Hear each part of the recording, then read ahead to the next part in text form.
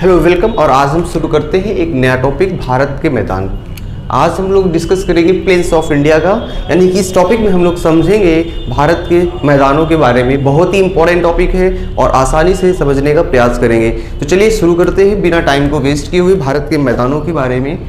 तो भारत के मैदान का क्लासिफिकेशन अगर करें हम इंडिया का, तो पूरे मैदानों को हम 4 तरीके से विभाजित कर सकते हैं। नदियों के आधार पर विभाजित किया जा सकता है और इसके बाद एक और दिखता है। तो अगर हम पहली कंडीशन में देखें यहाँ पर, तो 3 हमारे मैदान जो है नदियों के आधार पर विभाजित किए जाते हैं। पहला अगर हम कहें तो गंगा का मैदान, तो गंगा जहाँ जहाँ से बहती हुई जाती है वहाँ से जो मैदानी क्षेत्र मिलेगा उसको हम गंगा के मैदान, यानी कि जो आपका गंगा प्लेन्स, गंगास प्लेन हम उसके नाम से जाना जाता है। तो पहला जो हमारा मैदानी क्षेत्र होगा उसको हम गंगा के मैदान के नाम से कहेंगे। दूसरा, अगर हम भारत के मैदान के क्षेत्र को बोलें तो भारत में सिंधु नदी भी बहती हुई जाती है, इसलिए दूसरा जो मैदानी क्षेत्र बनेगा जाकर के वो सिंधु नदी, सिंधु का मैदान, यानी कि जहाँ जहाँ से सिंधु नदी निकल रही होगी वहाँ पर जो मैदानी क्षेत्र होगा उसके आसपास के मैदान को सिंधु का मैदान कहा जाएगा, यानी कि सिंधु नदी। ठीक है, चलिए तीसरी कंडीशन हमारी क्या है? तीसरी कंडीशन ये है कि ब्रह्मपुत्र नदी भी भारत में प्रवेश करती है, और प्रवेश करती है तो वो आपका मैदानी क्षेत्र में भी प्रवेश करेगी। तब आपका ऐसा नहीं है कि सिर्फ पर्वतों में रहेगी। तो जो ब्रह्मपुत्र का मैदान है उसको हम ब्रह्मपुत्र कहते हैं, नदी के आसपास का जो मैदान है उसको हम ब्रह्मपुत्र नदी का मैदानी क्षेत्र कहा जाएगा, ब्रह्मपुत्र का मैदानी क्षेत्र। ठीक है, ये तो हमारा आपका क्लासिफिकेशन हो जाएगा। 3 आपका गंगा का मैदान, ब्रह्मपुत्र का मैदान, सिंधु का मैदान, ये नदियों के आधार पर हो गया। इसी के साथ साथ में अगर हम देखेंगे तो जो हमारा उत्तरी भारत में आपका ये उत्तर भारत के मैदानी क्षेत्र की बात कर रहे हैं, यहाँ पर चौथा मिलता है एक आपका राजस्थान का मैदान, राजस्थान का मैदान। तो यहाँ पर राजस्थान का मैदानी क्षेत्र भी आपका पड़ता है। ठीक है, अरावली पर्वत के आसपास, तो हम उसको भी यहाँ पर देखेंगे और एक एक चीज़ों को हम यहाँ पर समझते हुए चलेंगे। और आपका बहुत ही आसान है, याद रखिएगा। ठीक है, यहाँ पर ये उत्तर भारत में आपका अगर हम देखते हैं तो पहली चीज़ तो हमने ये देखा कि क्लासिफिकेशन अगर हम मैदान को पढ़ेंगे तो इसके आधार पर, जैसे रुहेलखंड का मैदान हो गया, अवध का मैदान हो गया आपका, वो सारी की सारी गंगा के मैदान के अंतर्गत आ जाएंगे। चलिए, वो नदियों के आपके विभाजन के आधार पर किया जाता है अलग अलग जगहों पर। मुद्दे की बात यह है कि साहब भारत के मैदान को जब हम पढ़ रहे हैं तो इससे पहले हमारे हम ये तो देखेंगे ही देखेंगे, लेकिन इससे पहले भी हमारे सामने कई सारे शब्द आते हैं और हमको उनको अंदाजा नहीं होता, मतलब नहीं पता होता, एग्जैक्ट हमको समझ नहीं पाते हैं कि जो तराई का मैदान क्षेत्र होता है, तराई का मैदान होता है, खादर का मैदान होता है, बांगर का मैदान होता है, भाभर का मैदान होता है, ये क्या है? ये भी तो एक प्रश्न बनता है। यानी कि सबसे पहले हम इनको समझने से पहले आज हम 4 वर्डों को समझेंगे सबसे पहले, और ये उत्तरी मैदान में ज़्यादातर प्रयोग किए जाते हैं, उत्तरी भारत के मैदान में प्रयोग किए जाते हैं। इनको भारत के मैदान में इनका प्रयोग होता है और इनको हम आसानी से आज समझ लेंगे और आप भी ये मान के चलिए कि आप समझ जाएंगे बहुत ही आसान तरीके से। 4 शब्दों का प्रयोग किया जाता है। भाभर, ठीक है, भाभर का मैदान, तराई हो जाता है आपका मैदान, एक प्रयोग किया जाता है। एक आपका प्रयोग किया जाता है भांगर, आपका मैदान है, मैदानी क्षेत्र ही है आपका, और एक आपका प्रयोग किया जाता है खादर। तो ये क्या है आपके? आज इन चारों को हम लोग देखते हैं, 1 बाय 1 समझते हैं कि आपके इनकी क्या क्या विशेषता होती है, कैसे मैदान का एक्सपेंशन और विस्तार है। तो चलिए शुरू करते हैं, इसके बारे में थोड़ा सा समझते हैं, क्लियर कट करके इसको। और बहुत ही आसान है समझना, इसको याद रखिएगा, बहुत ही आसानी से समझा जा सकता है, किसी प्रकार की कोई दिक्कत नहीं होगी। तो अब मुद्दे की बात आती है। ये गंदा है, थोड़ा सा इसको साफ करते हैं, कपड़े से साफ करना पड़ेगा।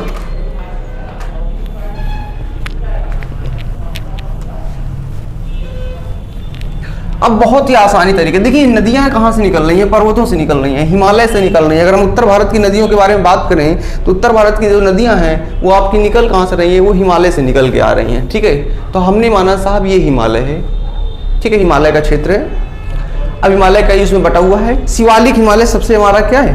आपका मैदानी क्षेत्र से सटा हुआ हिमालय है। तो शिवालिक हिमालय से हमने माना ये नदियां निकलती हुई आ रही हैं। ठीक है, ये शिवालिक हिमालय है। शिवालिक के फुटपाथ से ही क्या होता है? शुरू हो जाता है नदियों का आगमन मैदानी क्षेत्र में, यहीं से मैदान शुरू हो जाते हैं। यहाँ से मैदान शुरू हो गए, जहाँ से हिमालय पर्वतकांत हो गया वहीं से मैदान शुरू हो गए। अच्छा, जब पर्वत शिवालिक है ना, उसके बाद जब नदियाँ पहली बार मैदानी क्षेत्र में प्रवेश करती हैं तो वो जो मैदान होता है वो जो मैदान है वो आपका खासियत रखता है और इसी को बोलते हैं भाभर का मैदान। क्या बोलते हैं भैया? बहुत आसान, याद रखिएगा, भाभर का मैदान, भाभर का मैदान, ठीक है, भाभर बोलते हैं इसको, ये याद रखिएगा, भाभर। अब इसकी खास बात क्या है? इसके बाद जो दूसरे नंबर का जो मैदान है उसको बोलते हैं तराई का मैदान। क्या बोलते हैं? तराई का मैदान, तराई मैदान हो गया आपका। तीसरे नंबर वाला जो होता है साहब, इसको बोलते हैं आपका भांगर। क्या बोलते हैं? भांगर। देखिए ये भाभर है और ये भांगर है, डोंट बी कंफ्यूज, पे कंफ्यूजन नहीं होना चाहिए साहब आपका, भांगर का मैदान। अच्छा, अब आता है चौथे नंबर का साहब। तो चौथे नंबर वाला इसके बाद जो मिलता है उसको बोलते हैं खादर का मैदान। क्या बोलते हैं भैया? खादर बोलते हैं, ठीक है। ये हमारी बात हो गई। अच्छा, अब मुद्दे की बात में थोड़ा सा और आते हैं, जरा समझते हैं कि इस भाबर की विशेषता क्या है तराई का। अगर आपसे ऑर्डर पूछ लिया जाए, ऑर्डर, तो याद रखिएगा उत्तर से दक्षिण की ओर अगर हम चलेंगे तो ये हमारा ऑर्डर हो जाएगा, पहले भाबर हो जाएगा, फिर उसके बाद तराई हो जाएगा, फिर उसके बाद भांगर हो जाएगा, उसके बाद खादर हो जाएगा। चलिए अब थोड़ा सा देखते हैं जरा भाबर के बारे में, इसकी क्या क्या विशेषता है। देखिए जब नदी बहती हुई आती है तो अपने साथ अवसाद के रूप में लेती है, और अवसाद में छोटे और बड़े पत्थर दोनों लेके आती है, क्योंकि पर्वत से निकल रही है तो बड़े बड़े पत्थर का भी लेके साथ में चलेगी। तो बड़े बड़े जो पत्थर लेके आती है, अब नदी बड़े बड़े पत्थर को ज़्यादा दूर तो नहीं ले जा सकती है ना, तो धीरे धीरे बैठने लगेंगे, सेटल डाउन होने लगेंगे। अब वो धीरे धीरे जब बैठने लगते हैं तो वहाँ पर एक मैदान का निर्माण होता है, और उस मैदानी क्षेत्र की विशेषता जो होती है उसमें अगर हम देखेंगे तो पहला पॉइंट हमारा, ये जो मैदान होता है भाबर का, ये बड़े बड़े पत्थरों से मिलकर बना होता है। तो पहला पॉइंट आप इसकी विशेषताओं में क्या लिख सकते हैं? इस जब तक विशेषताएं आपको नहीं पता होंगी तब तक आप क्वेश्चन नहीं कर पाएंगे, याद रखिएगा। तो विशेषताओं के आधार पर ही आप क्वेश्चन कर सकते हैं। तो पहला कंडीशन क्या है? बड़े बड़े पत्थर होते हैं, ठीक है ना, बड़े बड़े पत्थरों का जमाव होता है, क्योंकि जो नदियां हैं छोटे छोटे पत्थरों को दूर तक ले जाएंगी, लेकिन जो बड़े कंकड़ होंगे, बड़े बड़े पत्थर होंगे, वो वहीं पर धीरे, आप देखो ना कि अगर बड़ा पत्थर होगा तो उसको आप धक्का मारो कितनी दूर तक जाएगा। तो सेम कंडीशन ऐसे, नदियां भी उसको ज़्यादा दूर तक नहीं ले जा सकती अपने साथ में बहाव में, तो वो सेटल डाउन हो जाएंगे, ठीक है। तो बड़े बड़े पत्थरों का जमाव होता है, पहली कंडीशन। अब बड़े बड़े पत्थरों का अगर जमाव होगा तो याद रख, देखो जरा इनके बीच में गैप भी, तो जितना बड़ा पत्थर होगा उतना ही ज़्यादा उन दोनों के बीचों में क्या होगा? गैप होगा, यानी कि गैप होगा, स्थान होगा, स्पेस होगा। छोटे छोटे कंकड़ों से भी अगर देखेंगे तो वहाँ स्पेस बहुत कम है। तो यहाँ पर क्योंकि गैप ज़्यादा होने की वजह से नदियाँ जो होती हैं ना, वो नदियाँ आपकी ऊपर से मैदानी क्षेत्र के नहीं बहती हैं, नदियाँ क्या होती है? नीचे चली जाती हैं। क्या हो जाता है? रिसाव ज़्यादा हो जाता है, क्योंकि गैप ज़्यादा है तो नदियाँ रिसाव हो जाएगा। तो दूसरा पॉइंट याद रखिएगा, इस मैदान की जो खास बात है, यहाँ पर रिसाव ज़्यादा होता है। रिसाव मतलब समझते ना, रिस कर नीचे पानी चला जाएगा, रिसाव ज़्यादा होता है। इसका क्या फर्क पड़ेगा, ये समझ में आ जाएगा, अभी आपको सब कुछ समझ में आने वाला है, बिल्कुल ध्यान रखिएगा। रिसाव ज़्यादा होता है। अच्छा, अब रिसाव ज़्यादा होगा तो तीसरी कंडीशन क्या होगी साहब? तीसरी कंडीशन ये है कि जब रिसाव ज़्यादा होगा तो जो पानी होगा नीचे आ जाएगा, लेकिन नदियाँ तो बह रही होंगी। तो इस मैदान में नदियाँ क्या होती हैं? विलुप्त हो जाती हैं, और नदियाँ नीचे से बहती हैं साहब। क्या होता है? नदियाँ ये आपकी नीचे से बह रही होती हैं। यहाँ तीसरा पॉइंट लिखिएगा, इस मैदान में नदियाँ विलुप्त हो जाती हैं, यानी कि नदियाँ गायब हो जाती हैं, नदियाँ विलुप्त हो जाती हैं। क्यों होती हैं भैया? क्योंकि जल रिसाव होकर के स्तर नीचे चला जाता है और ऊपर जल रहता नहीं है, नदियाँ नीचे नीचे बह रही। मैदान में ऐसे लिख लो, नदियाँ विलुप्त हो जाती हैं।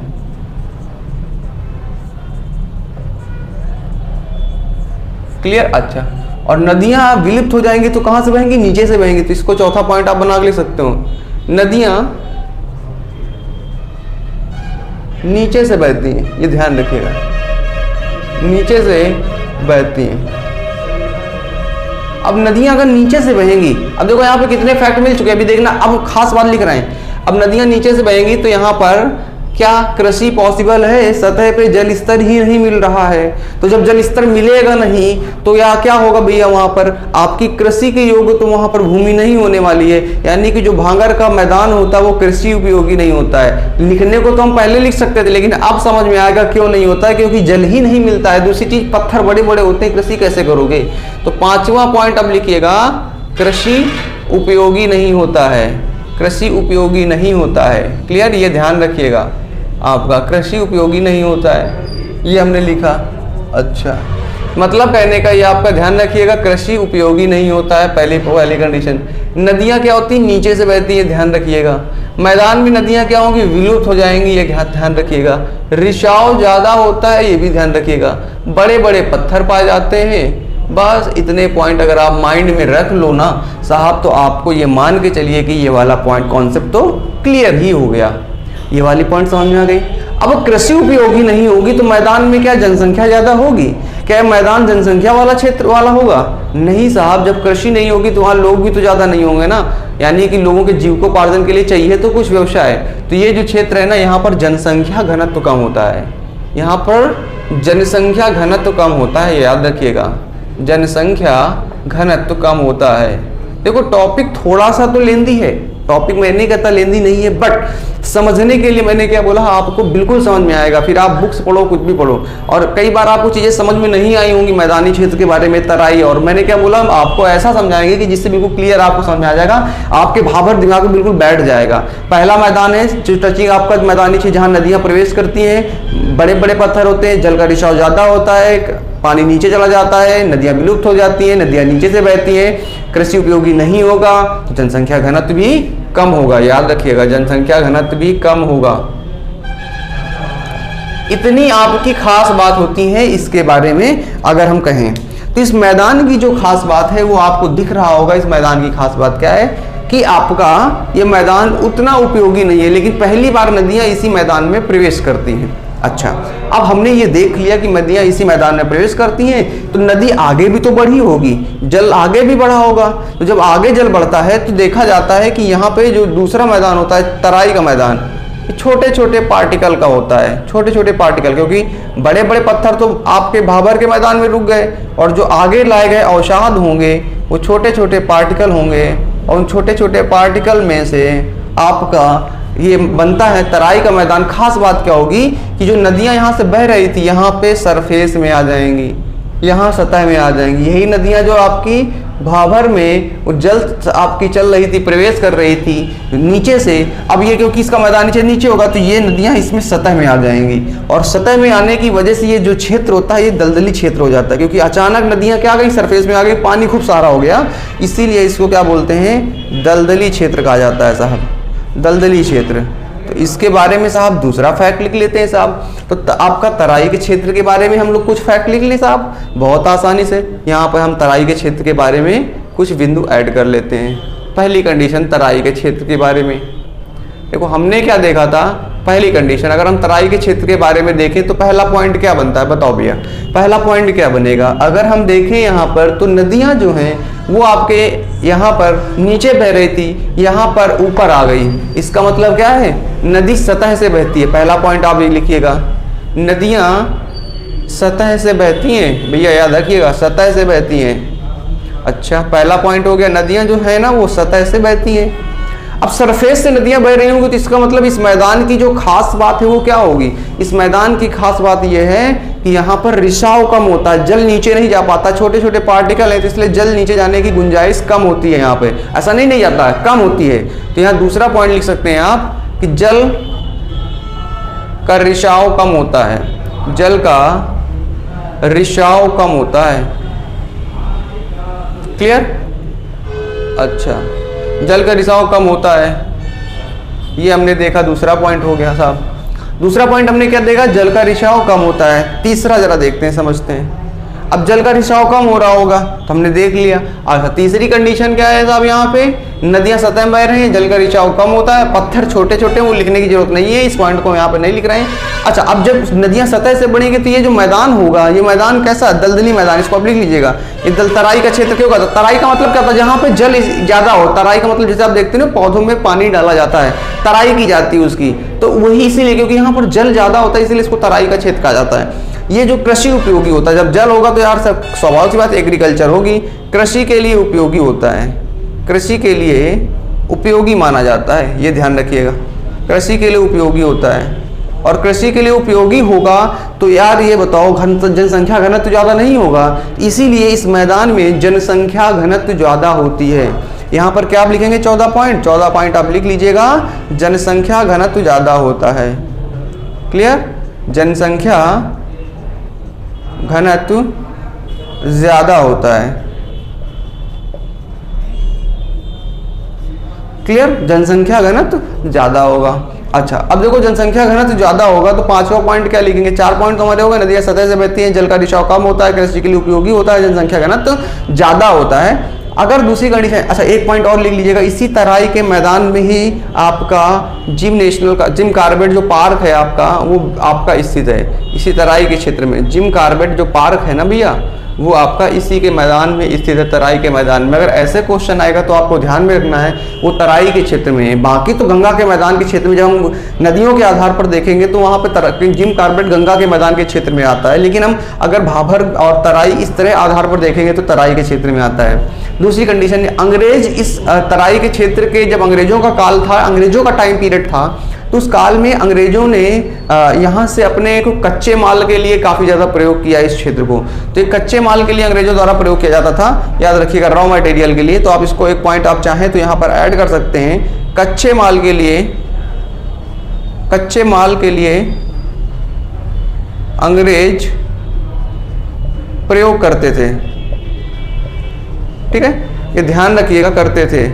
इस मैदान को कच्चे माल के प्रयोग किया जाता था। और तराई के मैदान को शिकारियों की भी भूमि कहा जाता था, याद रखिएगा, शिकारियों की भूमि कहा जाता था अंग्रेजों के काल में शिकारियों की भूमि कहा जाता था। देखो जिम कॉर्बेट है, यानी कि यहाँ पर वनस्पतियाँ ज़्यादा होंगी तो स्वाभाविक सी बात है यहाँ पर आपका जीव जंतु ही पाए जाएंगे, तो शिकार करने के लिए ज़्यादा होता था यहाँ पर, इसलिए शिकारियों की भूमि भी कहा जाता है, इस तराई के क्षेत्र को कहा जाता है।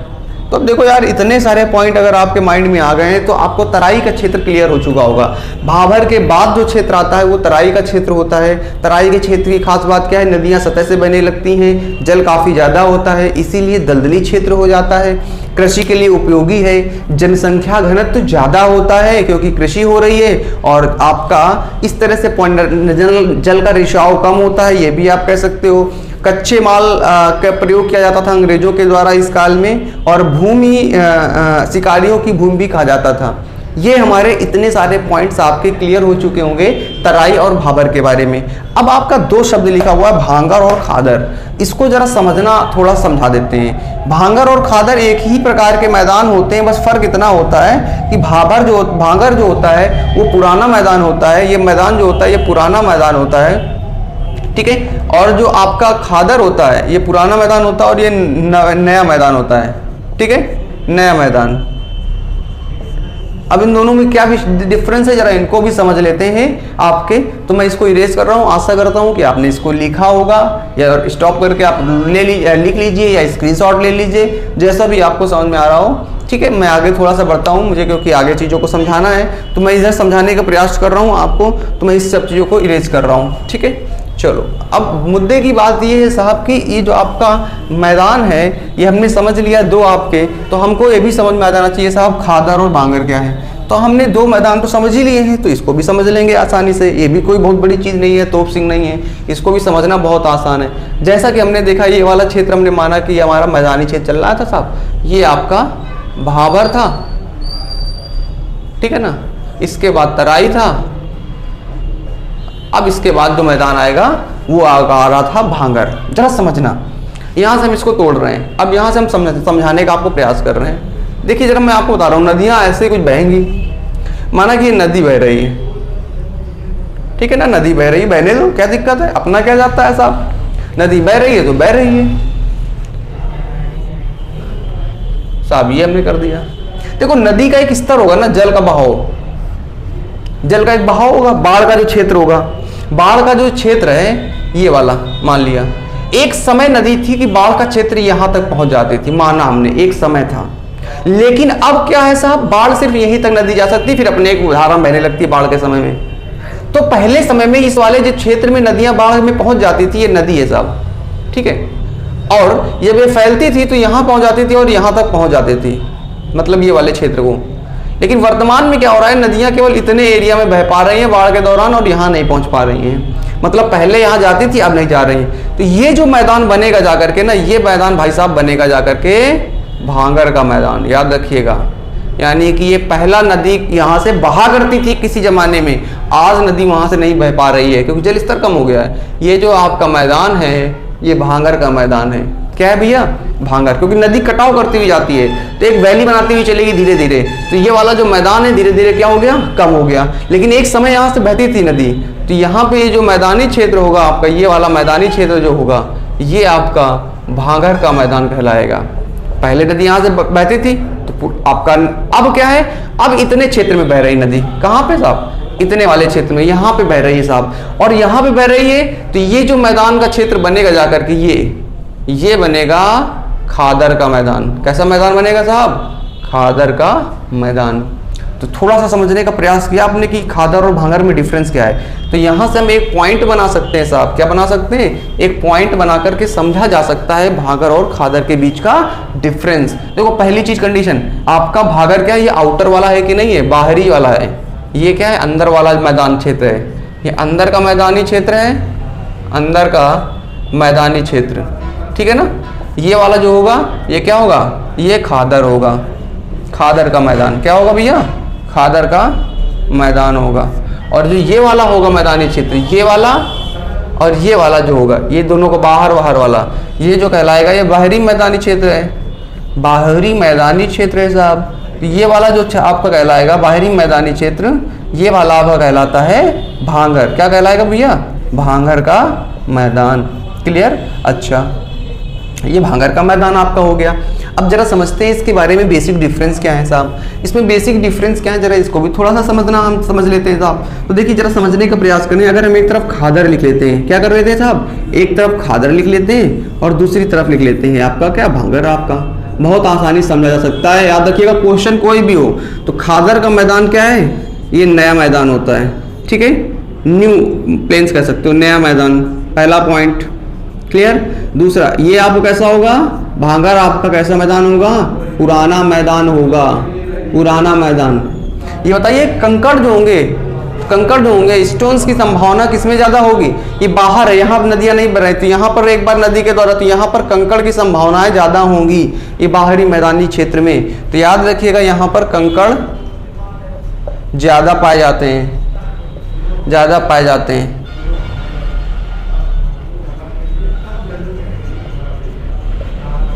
ये ध्यान रखिएगा। इसका मतलब कहने का यहाँ पे कंकड़ क्या है? कंकड़ कम पाए जाते हैं भैया। क्या साहब? कंकड़ कम पाए जाते हैं, ठीक है, ये हमने देख लिया साहब। दूसरा, कृषि के लिए कैसा क्षेत्र होगा? कौन सा क्षेत्र होगा उपयोगी? यहाँ पर जब कंकड़ ज्यादा पाए जाएंगे तो यहाँ क्या है? कृषि के लिए उपयोगी होगा, कृषि के लिए कम उपयोगी माना जाता है। तो याद रखिएगा यह मैदान कृषि के लिए कम उपयोगी है, कम उपयोगी होता है भैया। इसे क्या होता है? कृषि के लिए कम उपयोगी होता है। याद रखिएगा ये जो मैदान है आपका कृषि के लिए ज़्यादा उपयोगी होता है, ठीक है, ये कृषि के लिए ज़्यादा उपयोगी होता है, उपयोगी है। तो इस प्रकार आप समझ सकते हो, यानी कि अगर ये देखा जाए तो जो खादर वाला मैदान ये ज़्यादा महत्वपूर्ण है कृषि के लिए। आपका भांगर वाला मैदान उतना महत्वपूर्ण नहीं माना जाता है, ये आपका कृषि के लिए ज़्यादा उपयोगी नहीं होता है, तो क्योंकि कंकड़ इसमें ज़्यादा पाए जाएंगे। ये क्षेत्र आपका है, ठीक है ना, यहाँ पर ही कुछ कंडीशन है आपका। इस प्रकार हमने ये वाला मैदानी क्षेत्र वाला थोड़ा सा भी समझने का प्रयास किया है। अगर हम तराई के क्षेत्र में देखें, एक चीज़ और याद रखिएगा, तराई के क्षेत्र में मुख्यतः जो तराई का जो मैदान था ना, तराई का जो मैदान था वहाँ पर मुख्यतः जो फसल उगाई जाती है उसको याद रखिएगा। मुख्य जो फसल थी उसके बारे में एक पॉइंट लिख लीजिएगा वहाँ पर एडअप करके। मुख्य फसल जो होती है गेहूं एंड चावल उगाई जाती है भैया। क्या होती है? गेहूं एंड चावल उगाई जाती है, ये ध्यान रखिएगा यहाँ वहाँ पर, ये इंपॉर्टेंट पॉइंट है उसके लिए, इस पर्पज़ से। तो हमने कितने आसानी के तरीके से हमने भाभर हो या तराई हो या भांगर हो या खादर के मैदान को समझ लिया है कितनी आसानी से। अगर उत्तर से दक्षिण की ओर अरेंजमेंट करेंगे तो ये भी हम बता सकते हैं। हर मैदान की विशेषता होती है, क्या विशेषता है इसको भी हमने समझ लिया है। एक बार फिर से रिवीजन कर लेते हैं 2 मिनट के अंदर, पूरी दिमाग में आपके छप जाएगा ये दावा है। भाभर का जो मैदान था वो आपका मैदानी क्षेत्र, सबसे शुरुआती दौर पे पर्वत जहाँ पे नदियाँ प्रवेश करती है वो था। वहाँ पर पत्थर बड़े बड़े होने की वजह से जल का रिसाव ज़्यादा होता था। जल का रिसाव ज़्यादा होने की वजह से नदियाँ नीचे चली जाती थी, इसलिए सतह में विलुप्त हो जाती है नदियाँ, और नदियाँ आपकी मैदानी क्षेत्र के निचले स्तर से बहती है। कृषि के लिए ज़्यादा उपयोगी होगा नहीं, क्योंकि आपका वहाँ पर कृषि की संभावना वहाँ पर निश्चित ज़्यादा नहीं है, और यही कारण है कि वहाँ पर जनसंख्या घनत्व भी कम था। चलिए, इसके बाद नदियां प्रवेश करती हैं दूसरे मैदानी क्षेत्र में, वो तराई का मैदानी क्षेत्र है। तराई के मैदानी क्षेत्र की अगर हम बात करें, यहाँ पर नदियां सतह से बहती हैं। सतह से बहने की वजह से कृषि आपकी यहाँ पर ज़्यादा की जा सकती है, कृषि के लिए उपयोगी होता है। हाँ, दलदली क्षेत्र होता है कई बार आपका, और यहाँ पर जनसंख्या घनत्व तो काफ़ी पाया जाता है। गेहूं और चावल मुख्यतः तौर पे यहाँ पर उगाई जाने वाली फसलों में से एक है। अंग्रेजों के दौरान में इसे शिकारियों की भूमि कहा जाता था। कच्चे माल के लिए भी इसे अंग्रेज प्रयोग करते थे। ठीक है, इसके बाद अगर हम बात करेंगे तो भागर और खादर के बारे में बात कर लेते हैं। भागर जो मैदान है ये पुराना मैदान है। अगर हम बात करें खादर की तुलना में, खादर नया मैदान होता है। भागर में कंकड़ी क्षेत्र ज़्यादा होता है, कंकड़ ज़्यादा पाए जाते हैं, इसीलिए कृषि के लिए उपयोगी नहीं होता है ज़्यादा आपका।